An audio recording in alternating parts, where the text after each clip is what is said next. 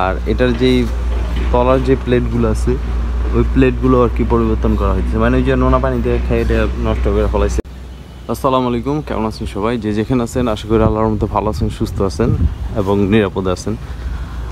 চলে আসলাম আজকে আপনাদের জন্য বিশাল বিশাল জাহাজের রিভিউ নিয়ে। আমি যে ডগেটিতে আছি এখানে অনেক জাহাজ, মানে এত পরিমাণ জাহাজ, প্রত্যেকটা জাহাজ এক একটা জাহাজ মিনিমাম এটা হইতেছে প্রায় 3,000 200 ফুটের উপরে একটি জাহাজ, আর এইটা হইতেছে 180 ফুটের কাছাকাছি।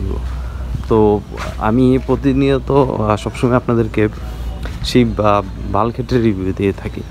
তো উপরের দিকটা না যাই, আপনাদেরকে আমরা এই শিপগুলোর আজকে পিছন দিকটা দেখাই, মানে আসলে কী কারণে ডগে উঠানো হয়েছে।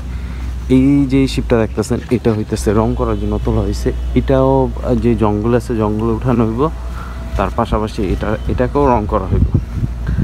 তো আসলে প্রত্যেকটা শিপ ডগে উঠানো হয় কোনো না কোনো কারণে, ঠিক এইগুলো ওরকমই। আর ওইখানে একটা লঞ্চ দেখা যাইতেছে, ছোটোখাটো লঞ্চ, সেতু নেভিগেশন। তো যাই হোক, এটা সম্ভবত মাওয়ার দিক চলাফেরা করে বা নারায়ণগঞ্জের দিক হতে পারে।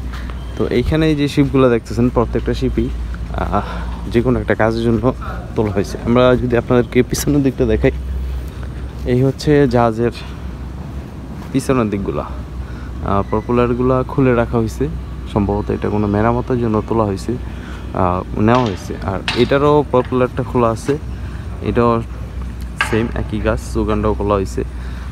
তো আসলে প্রত্যেকটা জাহাজ একটা ডগ ওঠানোর পর মিনিমাম 1 মাস সময় লাগে, আবার কোনোগুলো কম লাগে, এরকমই যতটুকু জানতে পারি। দেখা গেছে 1 মাস 15 দিন এরকম, আবার বেশিও লাগে। আর এইখানে একটি শিপ দেখেন, এইটা হচ্ছে একটা ইঞ্জিন, তবে এগুলো থেকে সম্ভবত এটা একটু পাওয়ারটা বেশি হতে পারে। আবার এই পাশে যদি আমরা আরেকটি জাহাজ দেখাই, এটা কিন্তু তোলা হয়েছে, হয়তো কিছুদিন আগে তোলা হয়েছে, এখানেই অফ করা হয়েছে। কারণ হইতেছে সামনে আর এটাকে স্পেস দেওয়ার, মানে জায়গা দেওয়ার ওরকম জায়গা নেই, তো এই জন্য আর কি এটাকে এখানে স্টপ করা হয়েছে। তবে এটা একটু ভালো লাগতেছে কারণ এটার পিছনে একটা ইঞ্জিন। তো এই হচ্ছে আজকের ভিডিওটা ওরকম কিছু দেখালাম না, আমি জাস্ট খালি আপনাদেরকে শিপের পিছন দিকটা, সামনের দিকটা, উপরের দিকটা দেখালাম, বা কী কাজের জন্য তোলা হয়েছে ওই দিকটা দেখালাম। তো এখানে একটা সুগান দেখাই, যে দেখেন এটা কিন্তু সুগানটা ঠিক এইখানে আটকানো, এই যে এইখানে। এগুলা প্রত্যেকটা হচ্ছে হাইড্রোনিক সুগান, এগুলা ওই ম্যানুয়ালি সুগান দিলে এগুলো মানে ব্যালেন্স রাখা খুবই কষ্টকর, বিশেষ করে যখন তারা সমুদ্রে যায় ঠিক তখনই। আর এই পাশে তো তেলের জাহাজ একটা আসি। তো এই হচ্ছে আজকের ভিডিও, তেমন কিছুই না, বিশাল বড় বড় শিপের জাহাজের রিভিউ দিলাম। এই যে দেখেন এগুলো হচ্ছে অনেক একটা বড় জাহাজ, যে জাহাজগুলো আমাদের দেশে তৈরি করা হয় বলতে গেলে, কারণ আমাদের দেশে এখন বর্তমানে বিশাল বিশাল জাহাজ তৈরি করা হয়। 300 ফুটের একটা জাহাজ তৈরি করা হয়েছিল, এটা হচ্ছে বন্দর, ওদিকে আর ওরকম যাওয়ার কোনো জায়গা নাই, হয়তো আপনাদেরকে দেখালাম।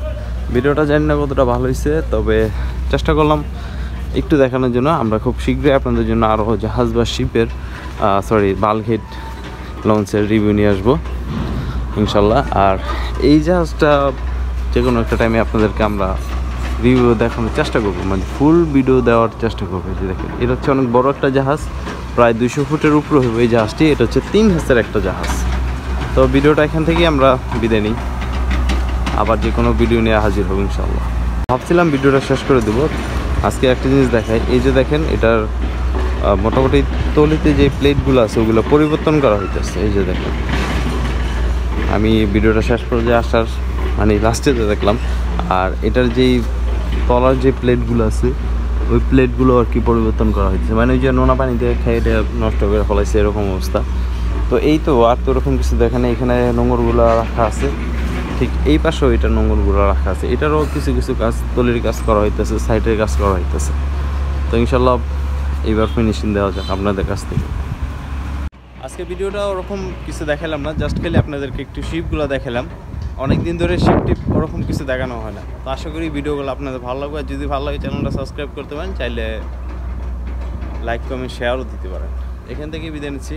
যারা মুসলমান আছে সকলে ইনশাল্লাহ 5 ওয়াক্ত নামাজ পড়ুন, আর যারা অসুস্থ আছে দোয়া করুন আল্লাহ যেন সকলকে ভালো রাখে, সুস্থ রাখে, নিরাপদে রাখে। আল্লাহ হাফেজ।